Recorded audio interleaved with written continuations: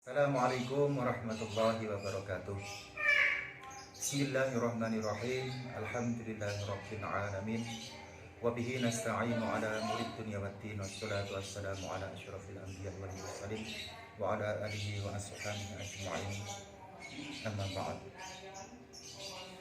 Sahabat, sedulur kaminan ofisial yang dimuliakan Allah Subhanahu wa taala. Khos kepada Romo Kiai Ahmad Imran Rasyidi Al-Katibi Ibnu Abdillah Al-Katibi, yang mudah-mudahan beliau beserta beliau beserta keluarga selalu senantiasa diberikan kesehatan, diberikan keselamatan, dan selalu dalam naungan ridho Allah Subhanahu wa taala.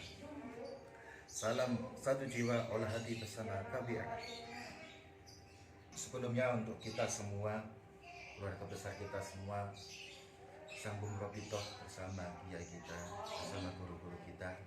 Marilah kita lantunkan salawat Robitoh. Allahumma salli ala Sayyidina Muhammadin Nabiyir Rahman wa syafi'il ummah muballighin nubuwwah wa risalati waj'alna wa ashabar ruqyah wa hadhil ummah marzuqina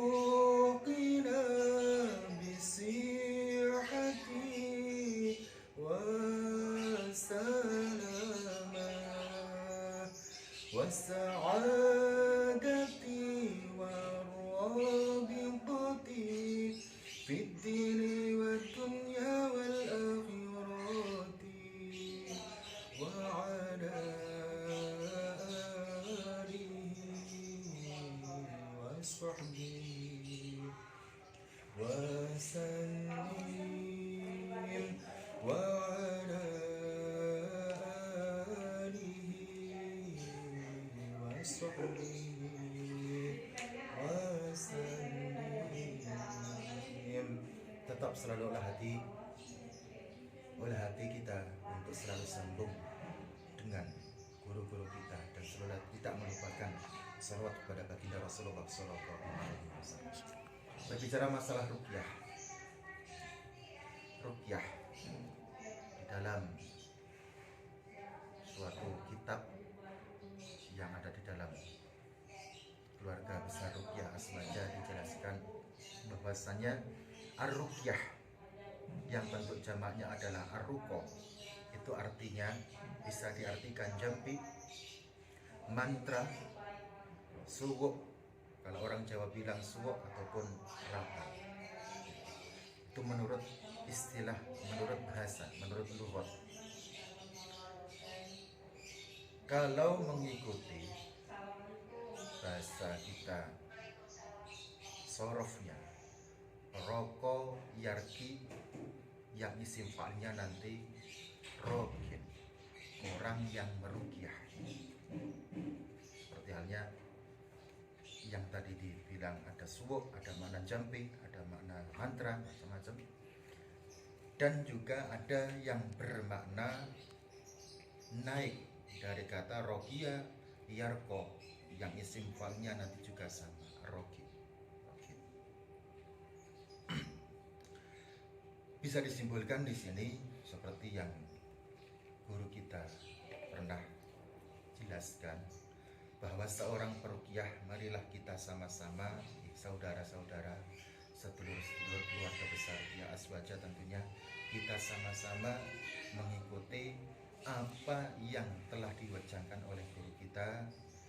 Dalam arti ruqyah itu bagaimana, tidak sekedar mengobati, tidak sekedar membacakan ayat-ayat ruqyah, namun marilah kita sama-sama saling mendoakan, kita semua benar-benar bisa menyesuaikan diri kita semua dengan nama Rocky ini tadi, dan kita selalu bisa senantiasa sama-sama meningkatkan ataupun menaikkan kualitas ibadah kita kepada Allah Subhanahu wa taala, juga ketakwaan kita kepada Allah Subhanahu wa taala, agar menjadi seorang Rocky hakiki.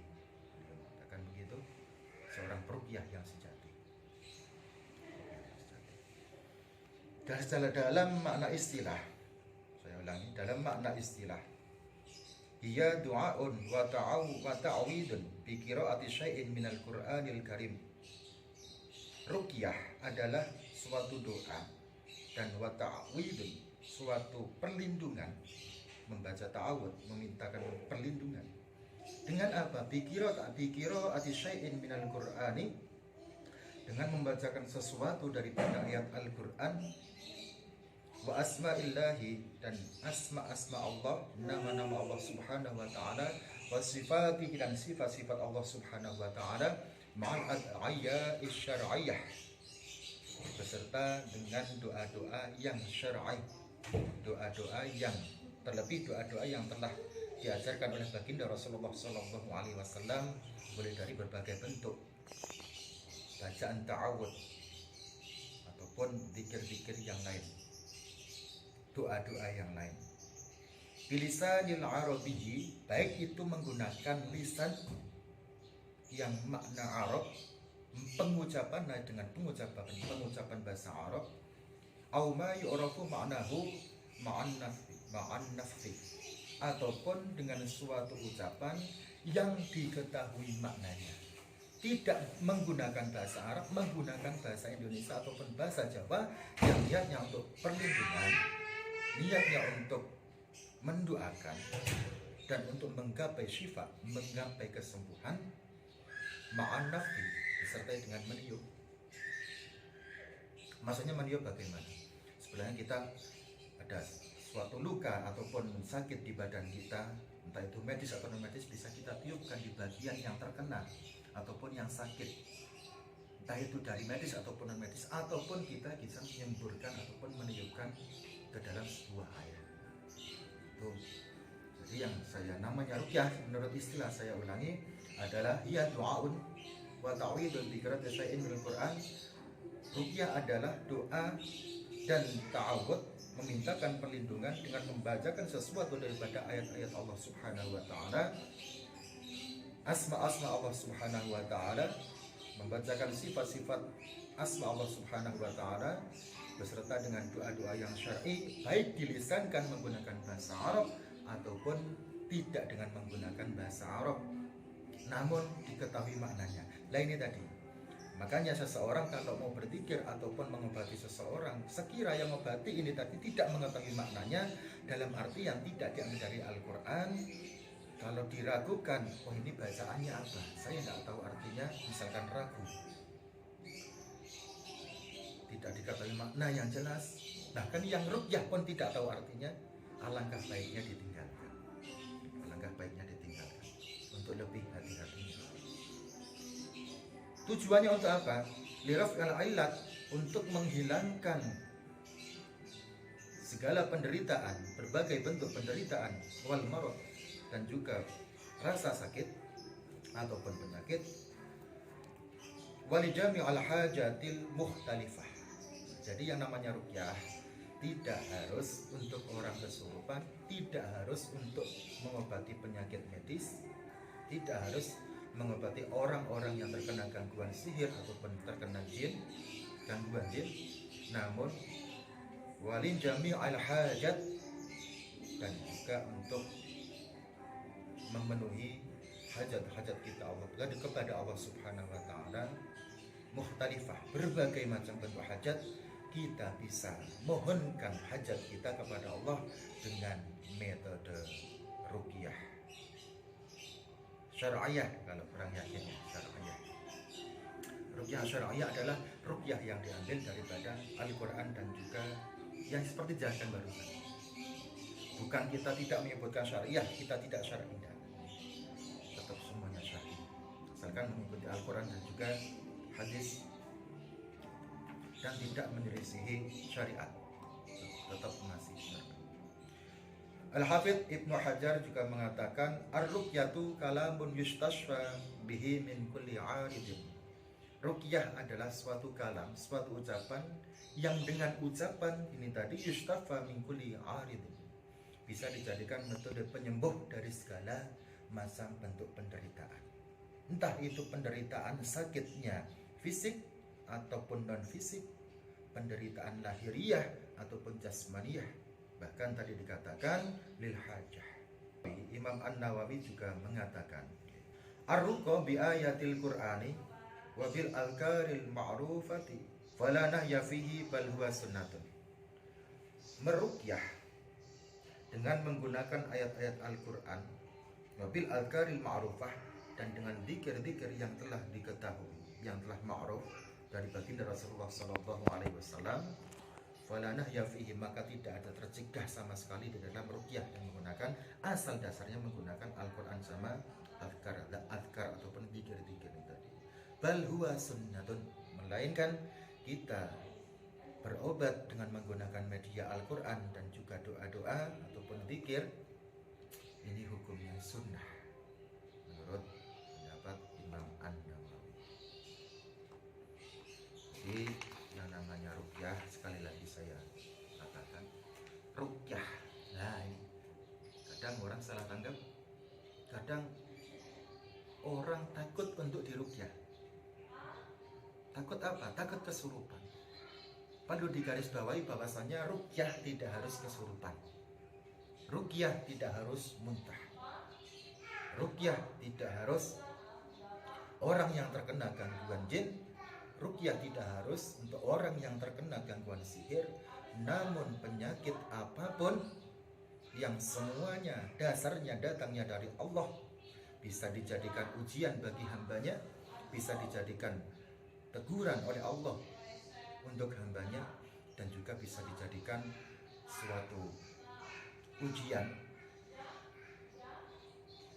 dari Allah Subhanahu wa Ta'ala. Ini untuk orang-orang yang sakit. Makanya maka dari itu mudah-mudahan dari penjelasan ruqyah yang sudah kami bacakan,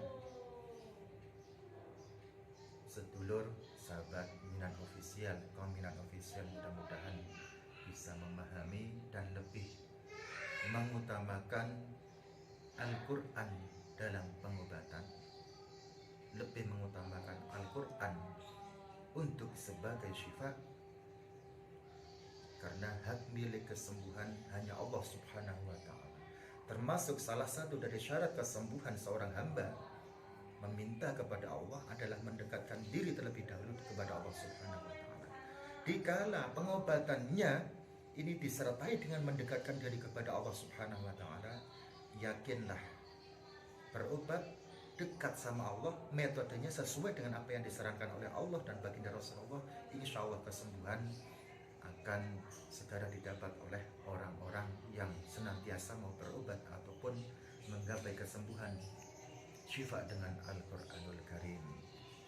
Intinya berobat dengan Al-Quran, sembuh tidak sembuh ibadah, sembuh tidak sembuh kita menggapai pengobatan dengan metode sunnah, dengan mengikuti para salafus saleh, para ulama, dan juga apa yang telah didawuhkan ataupun disabdakan oleh baginda Rasulullah SAW, baik dari Al-Qur'annya ataupun zikir-zikir maghfurah. Kiranya cukup sekian. Jikalau ada yang salah dari saya, mohon dibenarkan, karena saya juga masih belajar. Wallahu a'lam bishawab. Wassalamualaikum warahmatullahi wabarakatuh.